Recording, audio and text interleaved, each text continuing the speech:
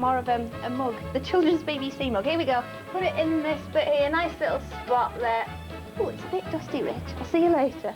Doesn't she look healthy with those rosy cheeks? Kirsten will be back in about half an hour telling us all about tomorrow's Saturday Aardvark. But now it's time for the final Blue Peter of the week with Katie, Romana and Richard.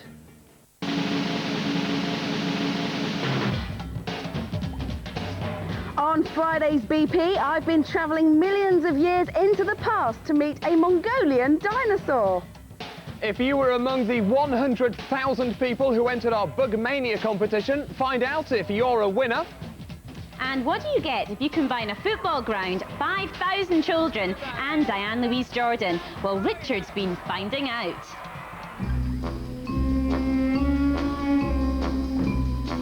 Hello and welcome to Friday's VP. It's glamorous, it's action-packed and it's got Richard talking into a rake. This is Bacon, Richard Bacon over. The show is on air. The show is on air. Excuse me, sorry, I'm just having a conversation with my rake, but that's because it's a snazzy rake transmitter. Now, it's meant to spin as well, but our gadget isn't working properly, but it goes a bit like that. There we are, look, that looks better, doesn't it? Now, it was lent to me by none other than James Bond. It was actually one of Q's gadgets in the Bond film, The Living Daylights. Well, as Special Agent 0022, I must admit to feeling slightly shaken and definitely stirred after snorkelling around this fantastic Lotus Esprit submarine from the 1977 Bond film, The Spy Who Loved Me. Oh, and there was me thinking I was going to be a glamorous Bond girl. Can you swim?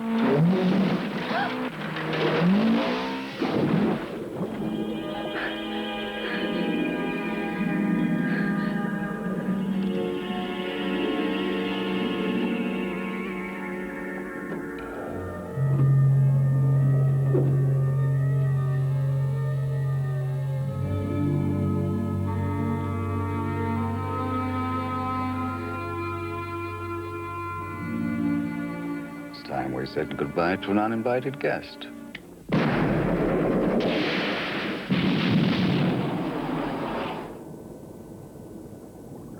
Wow, pretty thrilling stuff. Now, 4 Lotus cars were specially built for the film to do different jobs, and one of them really could work in the sea, but you'd have needed special diving equipment to breathe underwater when you drove it. Not that practical then. Now, the entire stunt took 70 technicians, 4 months for only 3 minutes of film at a cost of tens of thousands of pounds. And these special gadgets included this wonderful ballistic rocket launcher which Bond uses to blow up a helicopter. Always very handy, I say. A periscope for spying and for special underwater visibility.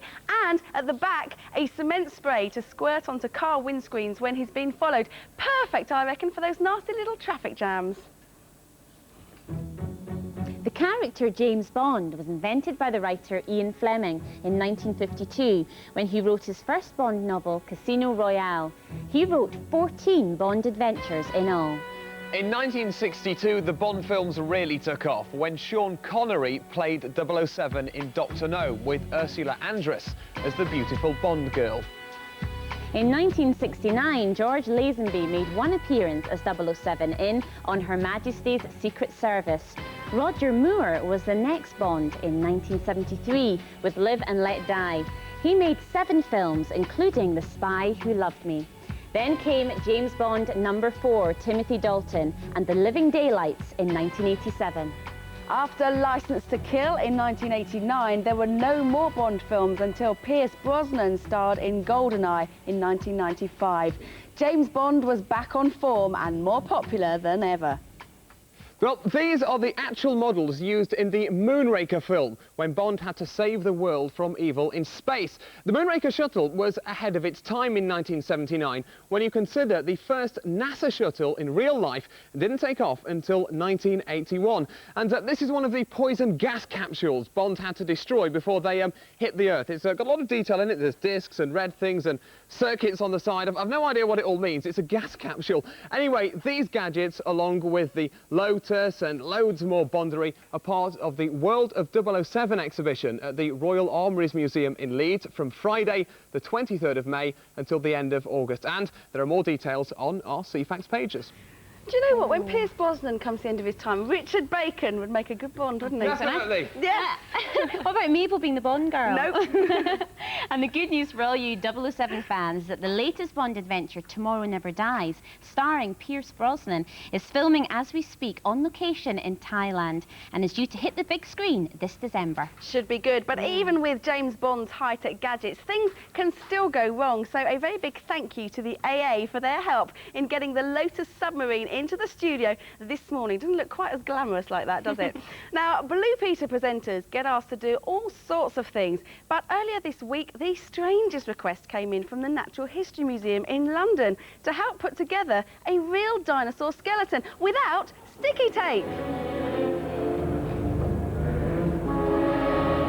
Dinosaurs roamed the earth millions of years ago. They all died off long before the human race came into being. We only began to uncover their remains during the last century. It is amazing to think that the contents of this box are 80-million-year-old dinosaur bones, and I've been given special permission to pick them up. Hope it was a herbivore. Dr. Rinchen Barsbold and his colleagues from the Mongolian Academy of Sciences helped dig up some of these fossilised bones. They've brought them to London for a brand new exhibition, Dinosaurs of the Gobi Desert. Wow! Are these feet?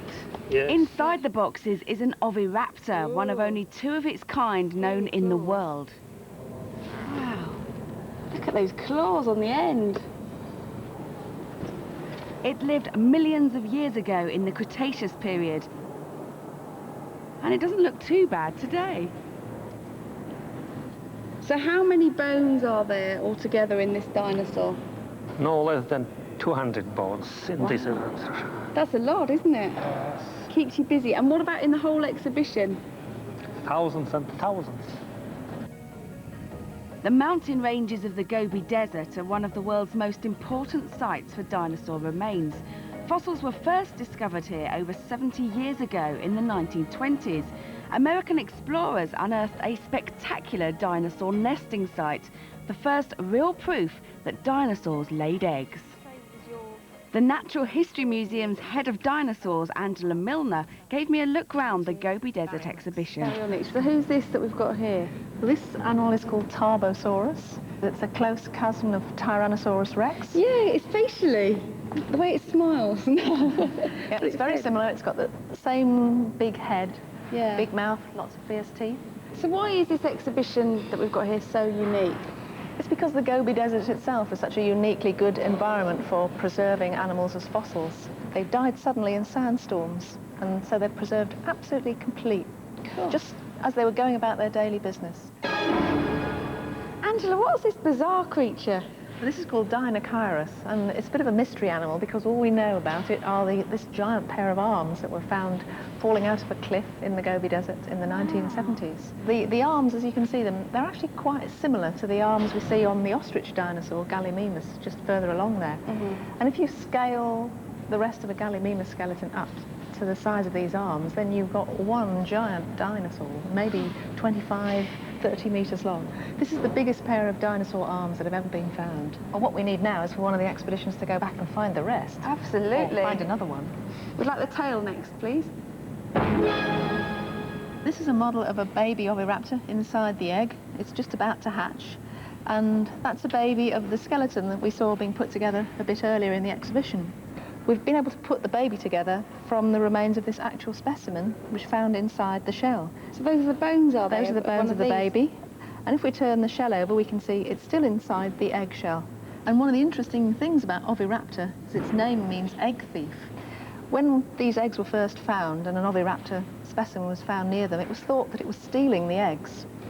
But now we know from this spectacular find that was made 3 years ago that this is actually a mother oviraptor sitting on her own nest of eggs. Gosh, yes, you can see the eggs down there. Yes, you can see the pattern on the eggshells. Are these her legs underneath her? Yes, she's all hunched up. Those are her feet folded underneath. And we can see her arms running around protecting all the eggs in the nest. So she was doing a good job looking after her own young. She wasn't an egg thief, she was a good mother. Hey, an almost complete oviraptor. Yes. Fantastic. There's just one bit missing though. Yeah. Ah, This one. it's the claws. They're plaguing me. On goes the final piece. It's like a giant jigsaw puzzle, really. Ooh, it's so fiddly. It normally takes a long time, doesn't it, to do this? I must be a natural. It's amazing to think that this creature hasn't been around for 80 million years, but has taken just a couple of hours to put back together again. And looks pretty impressive. It's amazing to touch such old bones. And they're in such good condition, Yeah, I know. you know, considering the age. I was very careful. Good. And the good news is, if you're interested, Dinosaurs of the Gobi Desert opens to the public. Thankfully, Mabel won't be there on Sunday and runs until the end of August. And as with all the best things in life, BP badge holders get in absolutely free. And if you didn't know, tomorrow sees the start of National Museums Week. Not just James Bond and dinosaurs, but loads of exciting things happening all